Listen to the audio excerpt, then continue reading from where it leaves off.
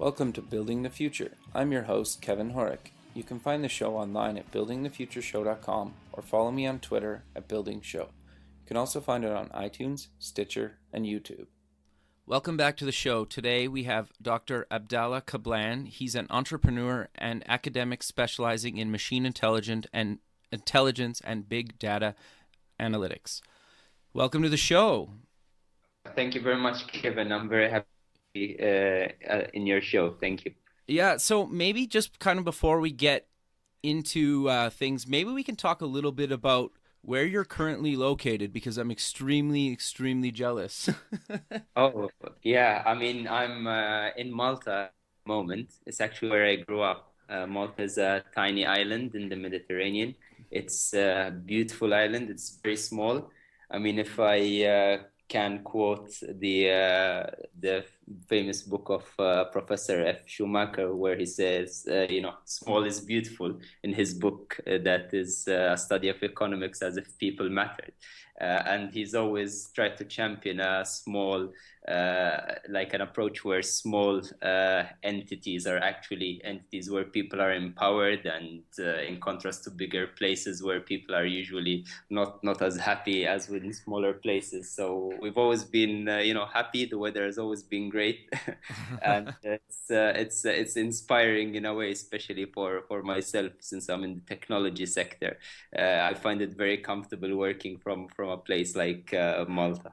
Sure. So I'm guessing you have some ocean views and whatnot, or? Yes, it's Mediterranean views. Sea is very calm. We don't have very rough waves sometimes in winter, but I mean, as you know, it's October now, and we're still in our t-shirts, so we're doing quite great. Sure. So is it pretty much summer all year round? It changes, what, 5 degrees maybe? No, it does. It does. We do have winter really between November and March, but is not as cold as in North America or North Europe. Nowhere as cold as that. So the average in winter is maybe 10 12 degrees centigrade. Sure. So I'm curious then, living kind of on a small island in the Mediterranean, how did you get into technology? I mean, personally, I've always been inquisitive. I always loved science, math, physics, chemistry. My parents say that when I was in kindergarten, I've always been the little pupil who would color out of the box. So That's awesome. I mean, being from the generation, of let's call them technological migrants, which are people who were not born in the time of the internet, but they saw the rise of the internet era. It has inspired me, and even many of my colleagues, people my age, to get into technology, because suddenly technology has become a big part of everyone's life. I mean, technology is used in all fields, in all sectors, whether it's finance or medicine or marketing. So it's become a staple in everyday life. Everything we are actually using and interacting with has technological elements to it. In Malta, we've since it's a tiny island, the advantage of that, we've always had a great and larger than life drive to actually progress and catch up with the rest of the world, and actually make things better. So for the past let's say 20 to 15 years, technology and IT and information and communication technologies have been like big sectors here that have been growing both academically and even professionally. So it's been quite great. I mean, it's a good location to be in the technology sector. Sometimes we have to go out, to mainland Europe to actually go to conferences and see the latest trends. But coming back here is great for development, for all the reasons I said earlier, such as it's a very calm place to work from, and then you can come up with some really beautiful applications of technology. Sure. So I'm curious, where did you end up going to school then? Because you have your doctorate, correct? Yes. I mean, first of all, I a school like undergraduate school, I did it in Malta, which is a great thing because it's really tiny, Kevin. I'm talking 318 square kilometers. How So what's the there's population? Population of Malta, the one's around 450,000, I believe. So it's a very, very small population. Almost everyone knows everyone here. But the good thing about growing up here and school is that there is no commute really. You can Sure. get from any side to any other side relatively quick. We have one main university, which is the State University, which happens to be of really great international standard. I mean, it's top class university, one of the best in Europe. The original campus is more than 500 years old because it used to be a campus of the Knights of Malta Oh, wow. many years ago. There's a lot of history in Malta. So the last stronghold of the Knights of the temple was actually Malta, and they built a great university, which is been going on for, as I said, for almost 500 years.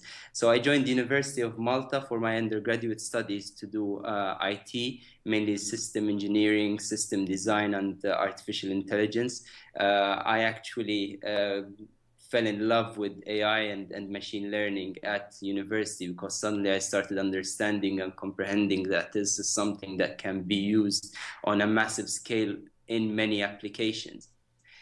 So after I finished my undergraduate studies, I decided to actually go for postgraduate studies. So when I wanted to do my master's and PhD, I actually followed a very interesting approach. I never looked up the universities that I went to study in. I actually looked up the professors. So Interesting. I would, try to find a professor that, I'm a big fan of their work, and wherever they are, I will just go there and join a course just to be mentored by those professors. So I moved to the UK in around 2005, where I did my master's in financial engineering and knowledge management at the University of Bradford under the mentorship of Professor Simon Shepherd. And the reason why I moved towards financial engineering is quite interesting.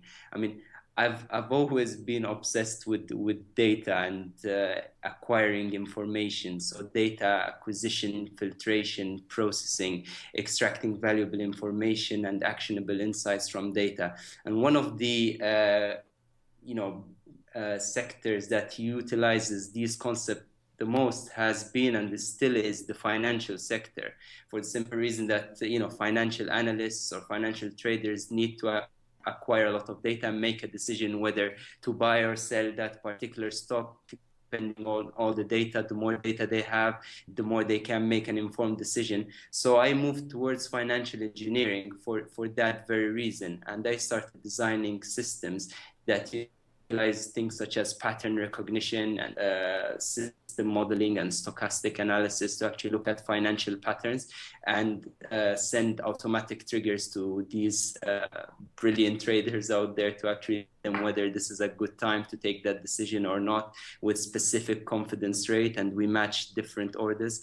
So that's where financial engineering came in. For my doctorate, I moved down south in the UK, which is the University of Essex, again following some footsteps of some academic that I would be a big fan of. And in that case, it was Professor Dietmar, who was a professor of computational finance and economic agents at the University of Essex. Moved down south, in computational finance. Interesting thing about computational finance, and just to explain the difference between computational finance and financial engineering. In financial engineering, you actually send triggers to the traders after processing a lot of data to tell them that is a good time to take a specific action. With computational finance, you utilize more artificial intelligence and machine learning to come up with the systems and the models themselves that will autonomously make a decision in the market, or for portfolio optimization, or for asset evaluation, or for asset valuation. So it's a more dynamic way of utilizing machine learning and artificial intelligence, and it's creating a system that will just be self-sufficient and will just take the decision for the entity that it's being utilized for, which is great, but sometimes dangerous if the systems are not designed very well. So that's where I did my doctorate. I've kept in close contact with the financial industries since then, because applications are truly unlimited within the financial industry. It ranges from, as I said, financial trading systems to seasonality observation models to asset tracing and asset tracking and different type of analytics that are related to financial industry. More recently, because I'm still an academic now, I still lecture at the University of Malta as a resident academic. I'm moving more towards the applications of AI, big data analytics, not only in the financial industry, but also in other aspects such as telecommunications, healthcare, and social media analytics, which is a big topic. And big data, as you know, is becoming a buzzword for the simple reason that we are constantly generating data. I mean, just us making this show at the moment, we're generating data that is going to be stored somewhere, that is going to be processed. It's voice data, or when we exchange emails, that is data. And we are constantly generating data at an exponential rate. So coming up with the right systems that will be able to understand all that huge amount and influx of data is extremely important, and I think it's the future. Sure. No, I totally agree with you, and that's partly why I really wanted you to be on the show, and not only to talk about your startup, but kind of what you're doing around the data and the data analysis and the big data. And I'm kind of curious to get your take on what you think kind of the definition of big data is, or if it's just kind of a buzzword, or just kind of what's your interpretation of that? To be very honest with you, I mean, big data is a buzzword. I mean, it's a popular term used to describe the exponential growth and availability of data, whether it's both structured and or unstructured. I mean, coming from the finance industry myself, I've been working on what is known as high frequency finance for a couple of years, for more than 8 years now. In fact, I was very lucky and privileged to have worked in Zurich, Switzerland, for Professor Richard Olson, who is considered as the godfather of high frequency finance, because he wrote the very first book ever called Introduction to High Frequency Finance in 1993. And if you look at high frequency finance as a concept, it's financial data, but it's data that has huge volumes, variety, and velocity. The financial industry has always been slightly more advanced technologically, for the simple reason that it's a very wealthy industry, and the main drive is always to make more profit and to make better decisions. So funding-wise, there's always been huge funding on the technological aspects in finance. Because of that, the rise of high-frequency finance around the year 2003, 2004 allowed us to use a lot of the architectures, a lot of the mechanisms, a lot of the data analysis techniques, which are currently being used in the big data world as new techniques. But in reality, it's techniques that we have been using for many years. It's true that there's slight differences in the sense that in finance, data tends to be a little bit structured because you only have numbers, but it's still very varied because you have price data, you have volume data, you have volatility data, you have liquidity rates. So it is very varied. The only difference was the structuring of the data. So with the current big data architectures that are out there, they're mainly trying to solve the structuring problem and using different data base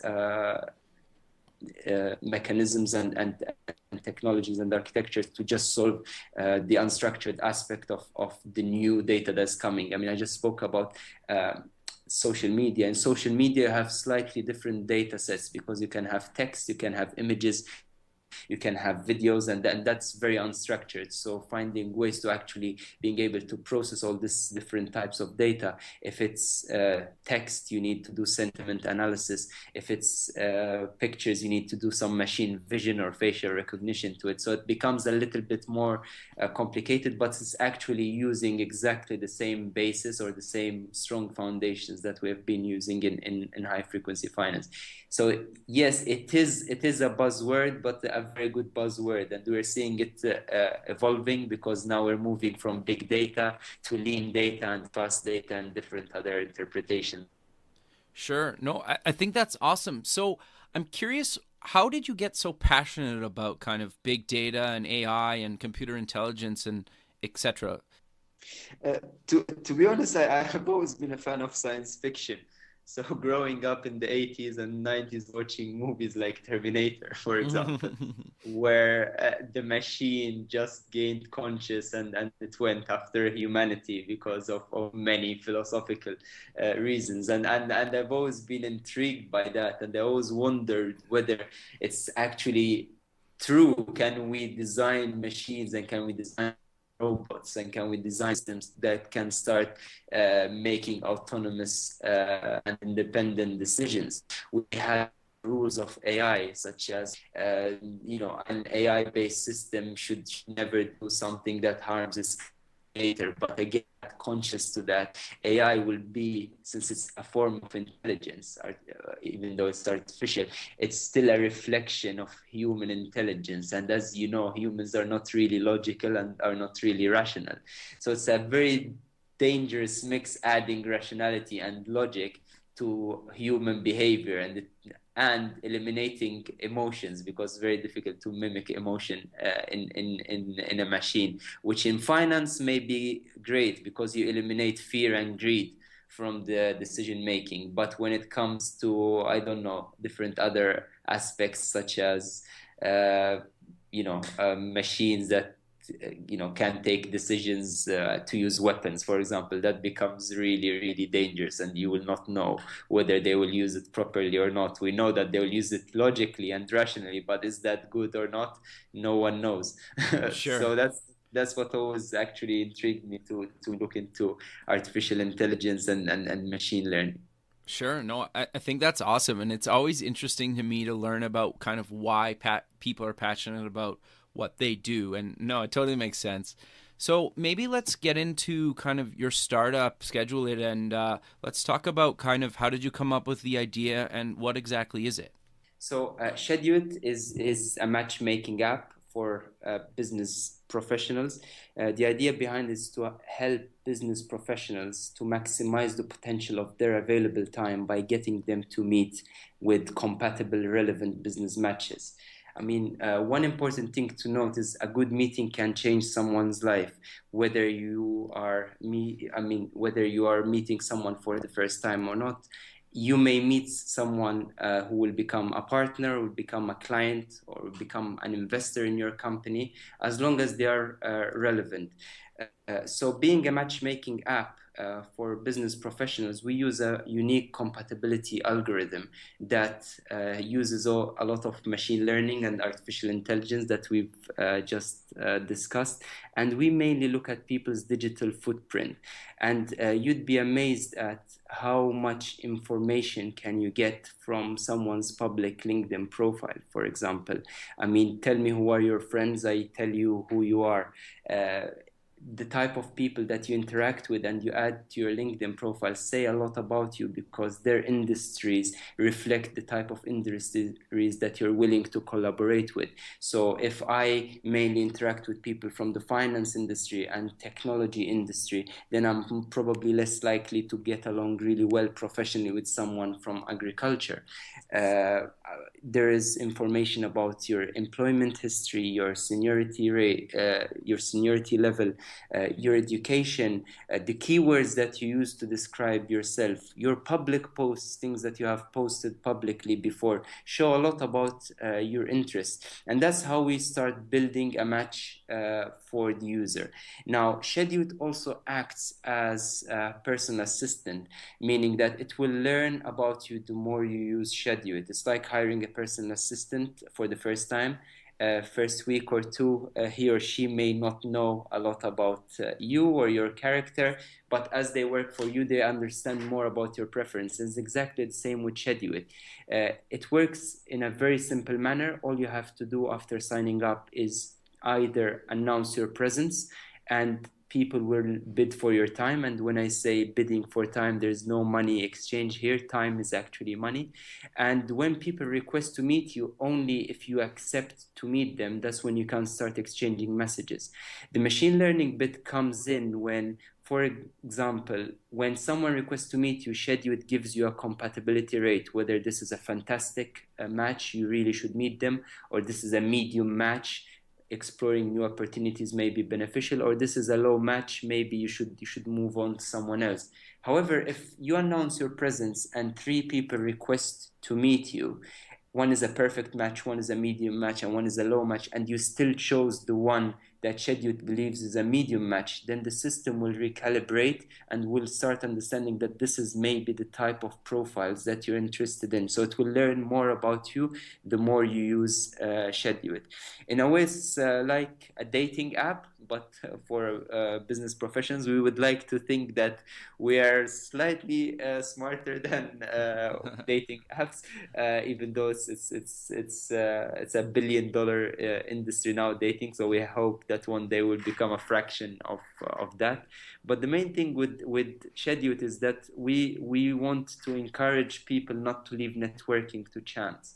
The app helps users to, as I said, maximize the potential of their free time by helping them set up fruitful meetings. All they have to do is to announce their presence, and compatible matches in the vicinity will receive the notification and will be able to view the profile, view the compatibility rate, and look at the schedule meter. And the schedule meter is how much percentage is your compatibility rate. And only if both parties are interested, the schedule will allow them to start messaging each other. I mean, we're looking at new different functionalities that we are going to roll out at Web Summit, which we're very happy to be participating at as a beta company this year, or a beta startup.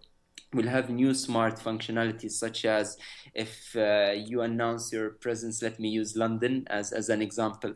In London, Paddington, someone else in Bayswater requests to meet you. If you both agreed to meet each other, Schedule will suggest to you a place in the middle to meet. This place will be relevant to who you are without you knowing it. So if it's 2 junior people, it will be a Starbucks in the middle. If it's 2 senior people, it will be a hotel lobby or Le Pain Quotidien.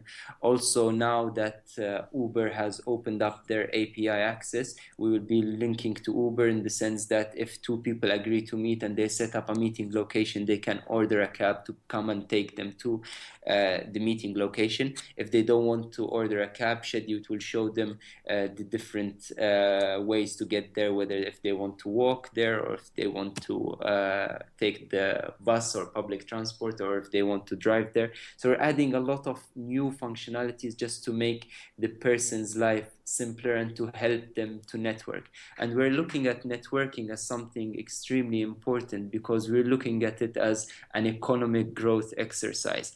In the past, or historically, people had to build roads in order to facilitate trade and to make it easier to trade between one place and the other. We live in the modern era, we live in the technology revolution era, where the best ways to connect people is to put them through the right contacts and get them to meet the compatible or the right business people that they may have a potential of taking the relationship, the business relationship, into a very fruitful collaborative level. And if more people interact with more compatible people, then it becomes by definition that more projects will happen, more collaborations will happen, and that's how an economy can grow, and that's how economy will boom. And it's all down to the human element, the right people meeting each other.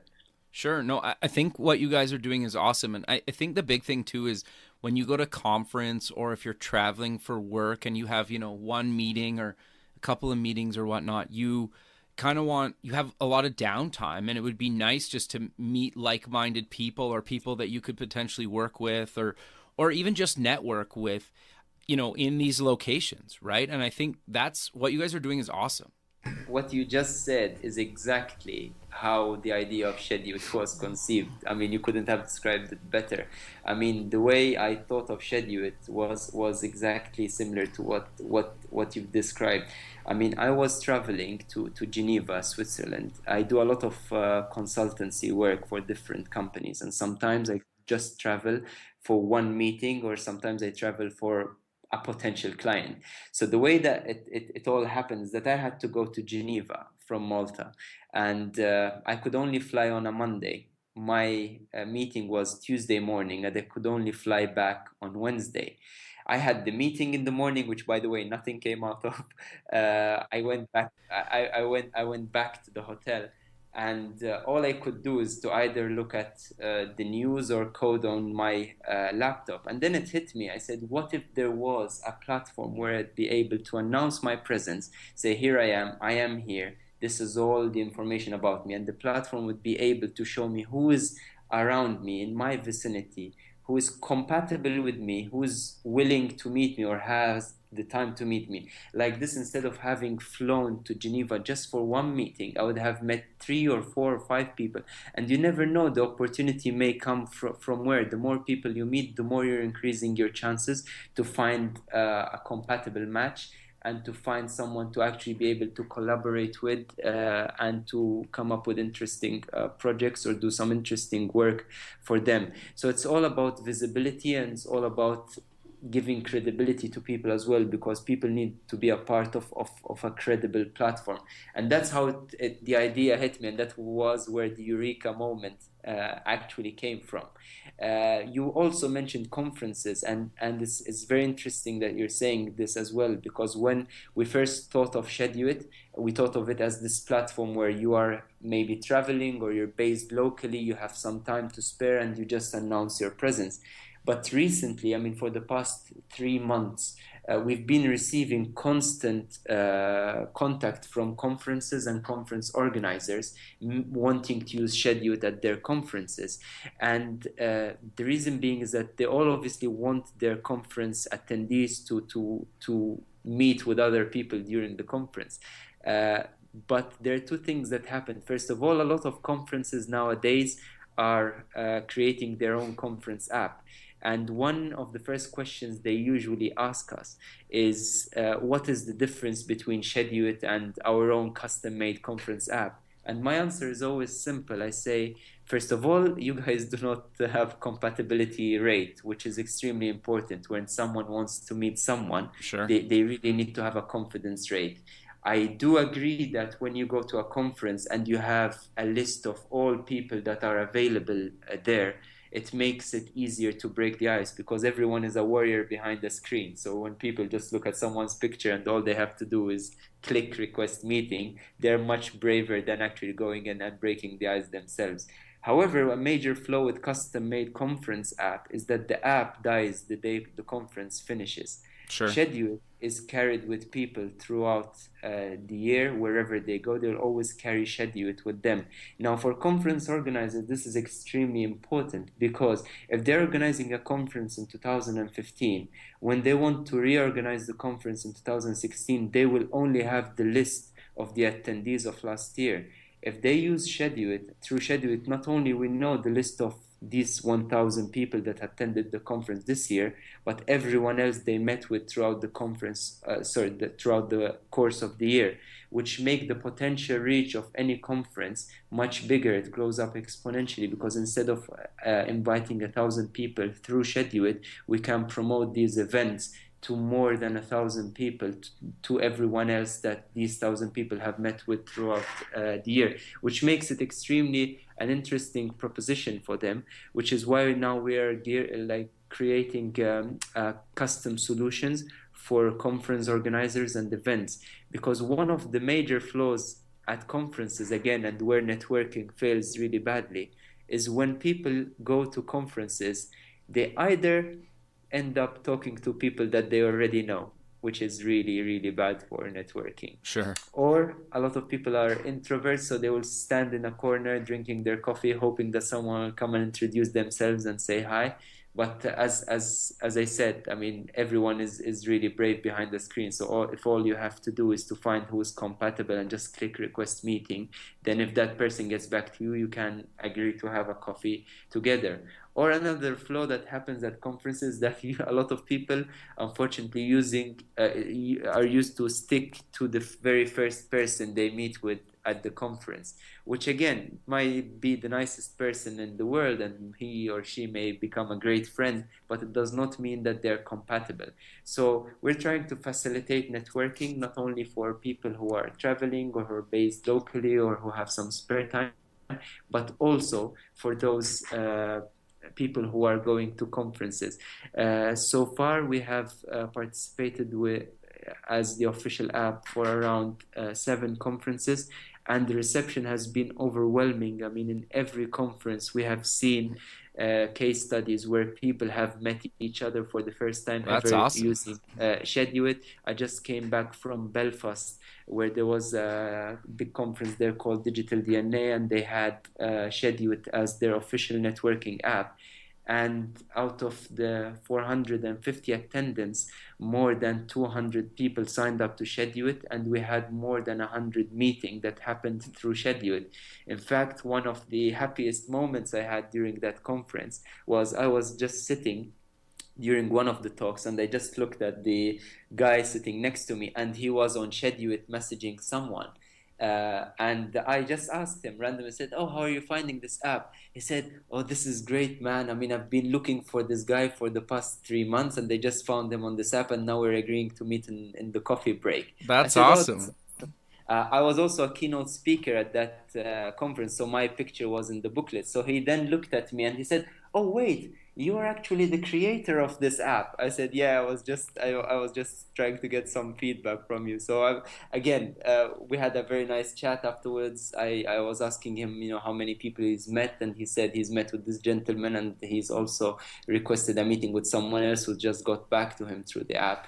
And it just made us very happy, because then we kept on following up with our users, and we found out that so many people had very successful meetings, even though in Belfast, or a lot of people who attended, many of them already knew each other, but we managed to actually make new people meet with newer people that they didn't even know that they're going to be there. We're also extremely excited to be, as I said earlier, at Web Summit. We are hoping to get the 30,000 people attending Web Summit this year to actually network using Schedule It. And we're really hoping to see some really good success stories, whether people finding investors or finding co-founders or finding users for their different applications. So we were quite excited about that. Sure. No, I think that's awesome. And actually, I'm attending a conference down in Florida in February where I'm going to be recording some shows. And I'm definitely going to pass the app along to the founder of the conference, because I think it would be awesome. And realistically, I think Schedule It will help me even find people to interview while I'm down there. So I've already started playing with it a little bit just since you and I started meeting. The big thing is I think I'm just going to mention the URL quick, and it'll be in the show notes as well, just so people that are listening online or on the radio can reference it later. But it's scheduit.com, and definitely check it out. And I'm on there, and whoever else around the world, there's a lot of already people using the thing. And so far, it's been awesome for me, and I think it's awesome what you guys are doing. And I love the idea of kind of matching people, because, I've been on business trips, or I'm down, say, in San Francisco or Los Angeles for the day or a couple of days, and I have like a meeting or two, or I'm at a conference, and you're just kind of scramble through your LinkedIn connections and just randomly message people saying, "Hey, will you meet up with me? We don't really know each other, or we do know each other," or, and it's just nice to be able to kind of cut that out and just know exactly who has time, who you're compatible with, and it's not a waste of people's time or your own time. Definitely, and first of all, thank you very much for sharing it, and we're extremely grateful for that. And the other important thing to mention, and this is very similar to the paradigm shift that happened with online dating. I mean, 10, 15 years ago, it was a taboo to actually date someone that you found on the internet. Nowadays, I mean, I travel to London a lot. I do a lot of work from there. Almost 90% of my friends who are based in London have actually met their partners online using online dating, because a paradigm shift has happened, and we Sure. want exactly the same thing to happen with business networking. The thing with business networking, with social networks like LinkedIn, they were not designed for that purpose. So people usually find it strange when you message them on LinkedIn wanting to meet. With a social or a reverse social network like Schedule, the whole purpose of actually being there is because you want to meet new people who are compatible and they're willing to meet you and collaborate with you. So it makes it much easier and more straightforward to actually do these tasks. So also, speaking of our current functionalities, first of all, we're honored and happy to have you as one of our beta users. We are planning our official launch actually during Web Summit in Dublin this November. So we are rolling out a lot of the new functionalities that I've just mentioned to you, and it will be completely revamped. We are extremely grateful to everyone that has used Schedule so far. They have sent us a lot of positive feedback, and without them, we wouldn't have gotten so far. And because of that, everyone who is one of our evangelists who adopted it very early, even in the future when we start thinking about monetization, etc., they will always have a special place within Schedule. So you will be automatically upgraded to a premium member in the future, Kevin. That's awesome. I'm looking forward to that. Yeah, I haven't been traveling recently, but just because we've been working on a big push here at work, but definitely in the future, I think I'm going to be traveling probably in the next month or two, or like I said, in February. So I'm definitely going to Great. get back on it and use it again to network when I'm traveling. And I think that's, for me, that was the big reason I wanted you on the show, because it basically solves a pain point that I've had for a number of years. And when we connected on social media, I was like, oh my God, I got to interview this guy. So I'm super happy that you agreed to do the show. And I think what you guys are doing is awesome. Thank you very much, Kevin. So I'm curious then, we're almost running out of time. So I'm kind of curious to know, in your opinion, kind of how AI or big data or even computer intelligence will help the world kind of in the future, or is it already, or just, I think a lot of people don't really know exactly what that means. So maybe if you can kind of talk about how it's helping currently and where you think it'll go in the future. I mean, it's a very good point. I mean, AI is, whether we notice it or not, is a part of our day life. I'll give you a very simple example. If you type two words in Google, Google will finish the sentence for you. The way it will finish the sentence for you is different than the way it will finish it for me, even if we use the same two words or the same start of the sentence, because Google learns about what you've previously searched, and from those patterns, it actually can recommend for you the type of search that you may be interested in looking at. Also in targeted advertising, I mean, on Facebook, AI is being used almost anywhere. I mean, also with mobile phone companies or with operators, the way they optimize the loads depending on the different movements of people is all from the movement of data and from the capturing of data. They know that at different times of day, these places become much more busy, so they distribute the load accordingly. So learning from data is something that big corporations and also many startups, I mean, including us at Schedule, we are doing. Now, we are hoping that it is used for the benefit of humanity and to make actually life easier and life simpler, because as users become more advanced, they will always look for two things: simplicity and ease of use. This may have a drawback in the sense that people will become a bit lazier because they expect things for granted, but it's inevitable as technology evolves, as new methods of acquiring data and learning learning from them. For example, we have deep learning, which uses things such as neural networks, which try to mimic the human brain on a massive scale, just to learn from your data and to give you suggestions accordingly. People will start becoming very reliant on that and may lose the human element, which is why, again, even us at Scheduit, we always ask for users' feedback. We still send questionnaires that are very easy to use. They will be like a sort of game. All you have to do is burst some bubbles to answer some questions. But again, we need as much input as possible from users in order to make their life simpler.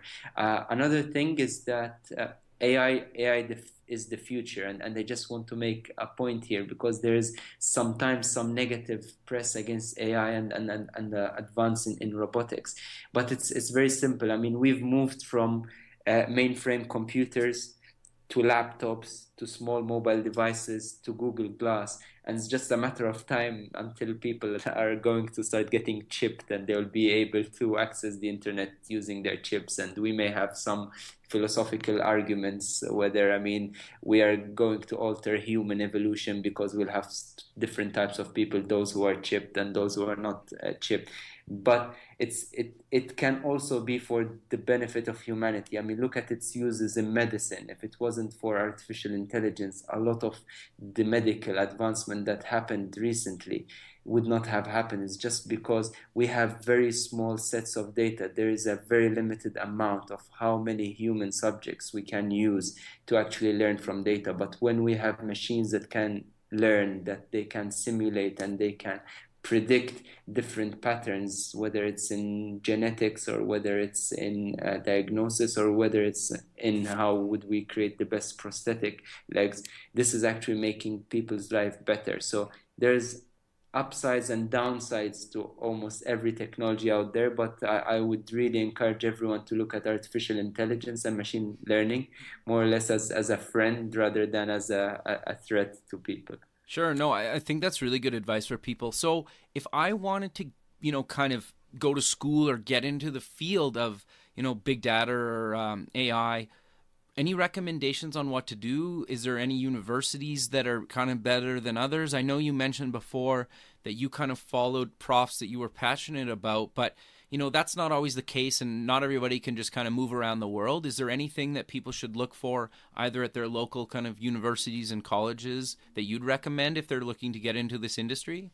To be honest, this is a very, very good question. And as I said, I sometimes wear my academic hat, and it worries me that because of the availability of information, there may be a time within the next 50 or 60 years where universities and colleges may become obsolete, because we can just access all the information and training that we need online, whether it's YouTube videos or informative material that's out there. People are becoming self-learning.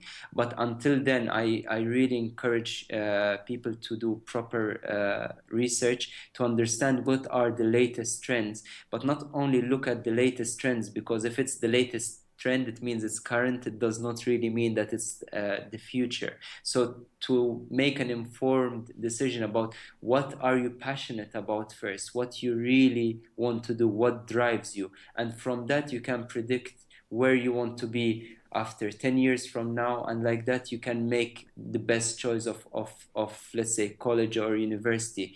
The same way that happened to me, I never followed the name of the university. I just followed people that have inspired me, because that human element is much, much more important than the college name. You may go to the best college in the world, but again, colloquially we call it chemistry. We like to call it compatibility rate. If you do not have the right compatibility rate with the professors that are going to teach you, it doesn't mean they are bad. It doesn't mean they're not great professors. It just happens that you do not have the right synergy together. That may become a problem. And we are noticing a new trend. Even big companies, for example, such as Google or Facebook or even Microsoft, they rarely look at your degrees nowadays. They just look at what can you do and what have you done. So people or young aspiring students or entrepreneurs, they should make sure that they're keeping a good track record of what they've developed and know where they want to go, and make sure there's always,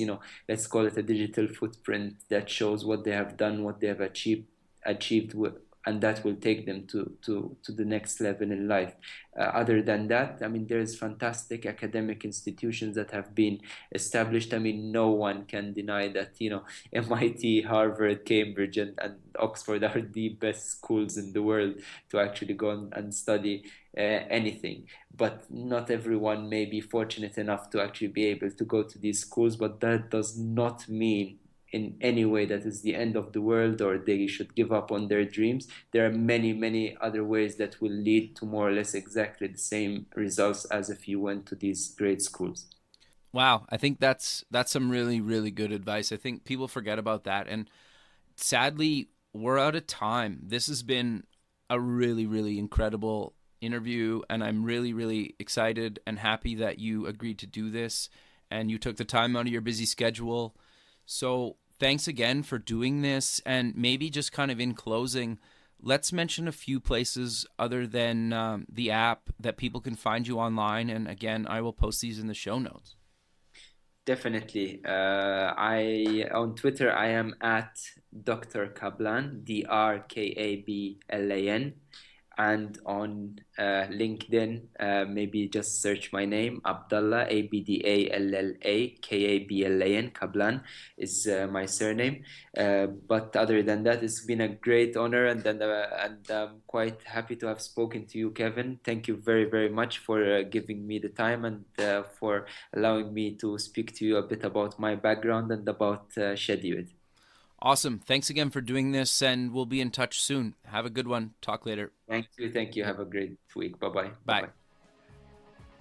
Thanks for listening. You can visit past shows at buildingthefutureshow.com.